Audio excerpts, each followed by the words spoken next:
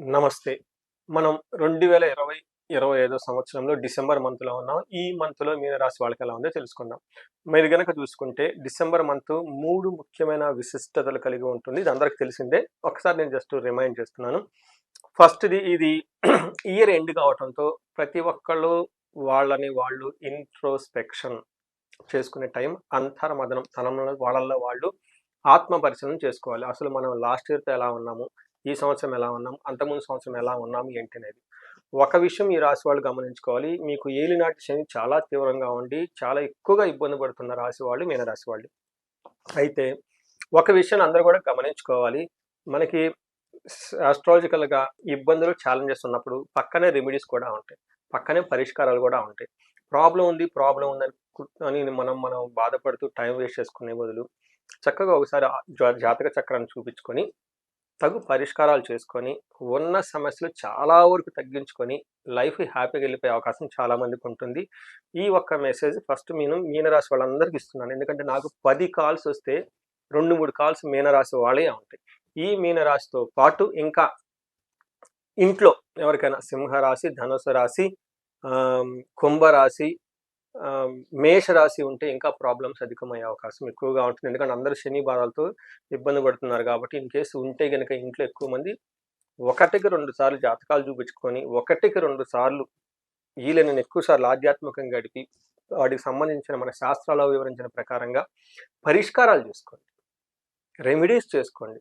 ఆ తీవ్రత తగ్గుతుంది. ఎందుకంటే లైఫ్ చాలా ఇంపార్టెంట్. ఈ టైంలో చాలా మందికి ధనం కోల్పోతారు. బిజినెస్ లాస్ అవుతుంటాయి. భార్యాభర్తల మధ్య గొడవ, చీటింగ్స్, తర్వాత హెల్త్ కాంప్లికేషన్స్ ఇవన్నీ ఫేస్ చేస్తూ ఉన్నారు ఈ రాశి వాళ్ళు.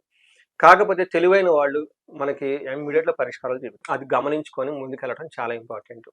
రెండో ముఖ్యమైనది డిసెంబర్ మంత్ గురించి 16థ్ నుంచి మనకు ధనుర్మాసం స్టార్ట్ అవుతుంది. పేడ కళ్యాపు, గొబ్బెమ్మలు, రంగోలి అనుకోవచ్చు, ముగ్గులు, అక్కడి నుంచి హరిదాసులు, అక్కడ నుంచి మనకి టోటల్‌గా వైష్ణవ ఆలయాలంతా ఎంతో శోభాయమానంగా ఉండేసి ఊళ్ళల్లో గోత్రనామాలు కూడా చెప్పించుకుంటూ ఒక అలవాటు ఉంటుంది అందరికీ. ఊరు మొత్తం గుళ్ళో గోత్రనామాలు చెప్పించుకుంటూ ఉంటారు. గోత్రనామాలతో పూజలు చేపించుకుంటూ ఉంటారు. వీటితో పాటు ఈ టైంలో హరిదాసులంతా తిరిగి సంక్రాంతి పండుగకి ఉత్సాహంగా అంతా తయారైపోతూ ఉంటారనమాట. మూడో ముఖ్యమైనది మీకు తెలిసే ఉంటుంది. చాలా మందికి లాంగ్ వెకేషన్స్‌కి వెళ్తూ ఉంటారు. ఐటీలోను, తర్వాత వెస్టర్న్ కంట్రీస్‌లోను, యూఎస్ లాంటి వాళ్ళు గనక చూసుకుంటే క్రిస్టమస్ వెకేషన్స్ అనొచ్చు, లేదంటే జీరో కోడింగ్ టైమ్ అనొచ్చు, లేదంటే సర్వర్ డౌన్ టైమ్ రకరకాల పేర్లతో పిలుస్తూ ఉంటారు. వీళ్ళు ఎక్కువగా వెకేషన్‌కి వెళ్ళిపోయి చేస్తూ ఉండే అవకాశం ఉంటుంది. ఈ టైంలో మనకి ఇండియాలో కూడాను క్రిస్టమస్ స్కూల్స్‌కి వెకేషన్స్ ఇస్తూ ఉంటారు. లేదంటే సంక్రాంతి వెకేషన్స్ ఇస్తూ ఉంటారు. అందరూ బయటకి ఔటింగ్‌కి వెళ్ళిపోయేసి ఉత్సాహంగా సరదాగా గడపాల్సిన మంత్ ఈ డిసెంబర్ మంత్. మరి ఇలాంటి డిసెంబర్ మంత్‌లో మీనరాశి వాళ్ళకి ఎలా ఉందో చూద్దాం. మీనరాశి గనుక తెలుసుకుంటే వీళ్ళకి దాదాపు మిక్స్డ్‌గా ఉంది. కొంచెం ఛాలెంజింగ్‌గా, కొంచెం అపార్చునిటీస్, కొంచెం ఇరిటేషన్‌గా, కొంచెం ఎంకరేజ్‌మెంట్‌గా ఉండి మిక్స్డ్‌గా ఉంది. తటస్థంగా ఉందని మనం కూడా చెప్పుకోవచ్చు ఈ మంత్‌లో వీళ్ళకి. సో వివరాలు గనుక చూసుకుంటే మీనరాశి వాళ్ళకి ఈ మంత్‌లో 4 గ్రహాల్లో చేంజెస్ వస్తున్నాయి. అవి సూర్యుడు, రెండోది కుజుడు, బుధుడు, శుక్రుడు. ఈ 4 గ్రహాల యొక్క మార్పు వల్ల వీళ్ళకి ఎలా ఉండబోతుందంటే మన మహర్షులు ఒక చిన్న సంస్కృతం 4 ముక్కల్లో చెప్పేస్తుంటారు హోల్ మంత్ ఎలా ఉంటుందో. అదేంటంటే వీళ్ళకి క్రియాఫలం శుచం విఘ్నం స్త్రీ సుఖాప్తి. అంటే ఏదైనా పని గనుక చేస్తే అందులో సక్సెస్ వచ్చే అవకాశం ఎక్కువగా ఉంటుంది.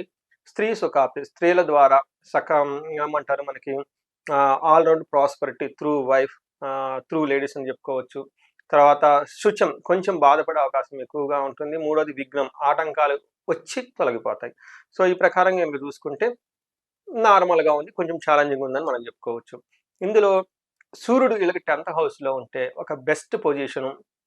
సూర్యుడు 10వ స్థానంలో ఉంటే మనకి స్థాన బలం అంటారు. సూర్యుడు చాలా స్ట్రాంగ్‌గా ఉంటారు. ఈ టైంలో ప్రొఫెషనల్ మ్యాటర్స్‌లో చాలా బాగుంటుంది. ఈ టైంలో మనకి అర్ధసిద్ధి, సదా ఆరోగ్యం, బంధుమిత్ర సమాగమః, రాజదర్శనం, సుసల్లాపౌ.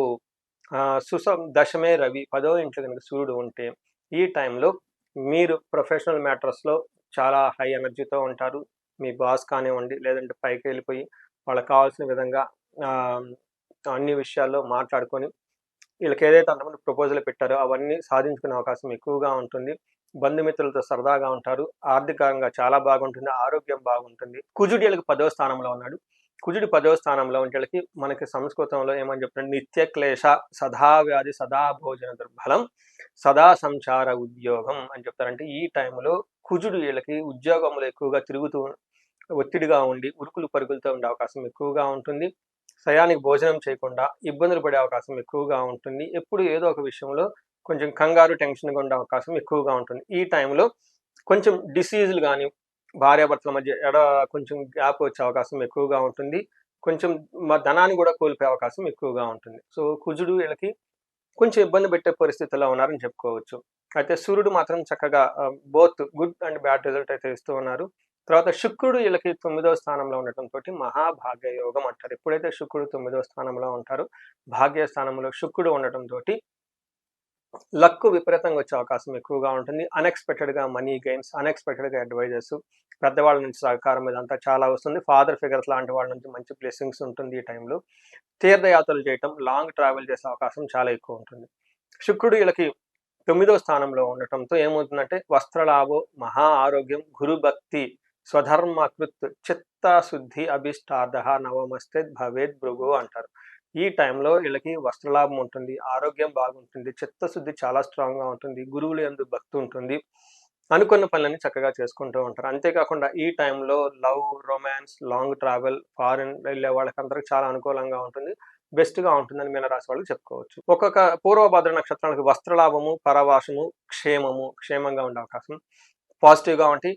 నెగిటివ్ సైడ్లో అతి లాభము, దేహపీఠం, హెల్త్ కాంప్లికేషన్స్ ఉంటుంది. అలానే ఉత్తరాభాద్ర నక్షత్రాలకు వస్త్రలాభము, పరవాసము అంటే అవుట్ స్టేషన్ వెళ్ళటం, ఫారిన్ వెళ్ళే అవకాశం ఎక్కువగా ఉంటుంది.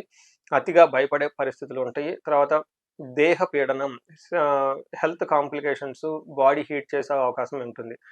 రేవతి నక్షత్రం వాళ్ళకి కొంచెం జాగ్రత్తగా ఉండాలి. వీళ్ళకి రాజ్యలాభం చూపిస్తుంది, వస్త్రలాభం చూపిస్తుంది, పరవాసం అవుట్ స్టేషన్లో ఉండేది, ఫారిన్లో ఉండేదానికి అవకాశం ఎక్కువ చూపిస్తుంది. వీళ్ళకి అతి భయము, పీడనము, దరిద్రము చూపిస్తుంది. అంటే వీళ్ళకి ఫైనాన్షియల్ ప్రాబ్లమ్స్ ఉండే అవకాశం ఎక్కువగా ఉంటుంది. శారీరకంగా అలసట లేదంటే ఫిజికల్గా ట్రబుల్స్ ఉండే అవకాశం ఉంటుంది. అతిగా భయపడే అవకాశం కూడా ఎక్కువగా ఉంటుంది. సో ఈ రాశి వాళ్ళకి పెద్ద వేరే ఇంక ఛాలెంజెస్ అయితే ఏమీ లేవు. ఒక రకంగా చెప్పాలంటే మనకి ఈ రీసెంట్ టైంలో మీరు కనుక గమనించుకుంటే లాస్ట్ 4-5 మంత్స్లో, లాస్ట్ 6 మంత్స్లో ఈ మంత్ చాలా వరకు బెటర్గా ఉండే అవకాశం ఎక్కువగా ఉంటుంది. జాబులు రాని వాళ్ళకి జాబ్లో వచ్చే అవకాశం ఉంటుంది. జాబ్లో సాటిస్ఫాక్షన్ లెవెల్ చాలా ఎక్కువగా ఉంటుంది. భార్యాభర్తల మధ్య ఏమైనా కనుక మనస్పర్ధలు ఉంటే అవన్నీ తొలగిపోయి ముందుకెళ్ళే అవకాశం ఎక్కువగా ఉంటుంది. సో చూసారు కదండి ఈ రాశి వాళ్ళకి ఎలా ఉందో. సో ఈ రాశి వాళ్ళకి పరిహారాలు కనుక చూసుకుంటే వీళ్ళకి శని యొక్క ప్రభావం చాలా ఎక్కువగా ఉండటంతో ఏలినాటి శనితో బాధపడుతున్నారు కాబట్టి శని పిప్పలాద స్తోత్రం చేయటం, శనికి సంపూర్ణ శాంతి పూజలు చేయటం, శనికి సంబంధించి దక్షిణ కాళీ అమ్మవారి యొక్క జపం చేయించుకుంటూ ఉంటే, అలానే శని పాశుపత అభిషేకం చేయించుకోవటం చాలా చాలా ఉత్తమం. ఇండివిజువల్గా మీరు మీ ఇంట్లో హనుమాన్ చాలీస చదవటము, ఉదయం సాయంత్రం శని పిప్పలాద స్తోత్రం చదవటం చాలా చాలా ముఖ్యం ఈ రాశి వాళ్ళకి. అంతేకాకుండా ఎవరికైనా భార్యాభర్తల మధ్య గొడవ పడుతుంటే అన్యోన్య దాంపత్య పాశుపత అభిషేకము లేదంటే విశ్వావసు గంధర్వరాజ హోమం చేయించుకోవటం, ధనానికి ఇబ్బంది పడుతుంటే స్వర్ణలక్ష్మి విశేష హోమం చేయించుకోవటం, వీటితో పాటుగా ఎవరికైనా కనుక ఇంకా హెల్త్ కాంప్లికేషన్స్గా ఉంటే అమృత మృత్యుంజయ అభిషేకము లేదా పాశుపత అభిషేకము లేదంటే విశేష హోమం చేయించుకోవటం, ఇలా ఎనీ ప్రాబ్లం మీరు కనుక ఫేస్ చేస్తూ ఉంటే శత్రువాదులు ఉండే విపరీతంగా చండీ హోమము, సుదర్శన హోమం ఇలాంటివి చేయించుకుంటూ ఉండాలి.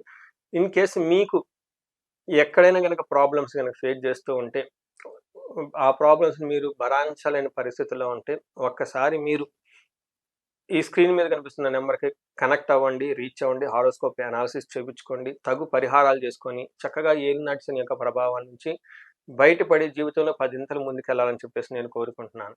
ఈ రాశి వాళ్ళకి అష్టైశ్వర్యాలు కలగాలి, భోగభాగ్యాలు కలగాలి, ఈ టైంలో ఇంకా మంచిగా ఉండాలని చెప్పేసి నేను కోరుకుంటున్నాను. నమస్తే.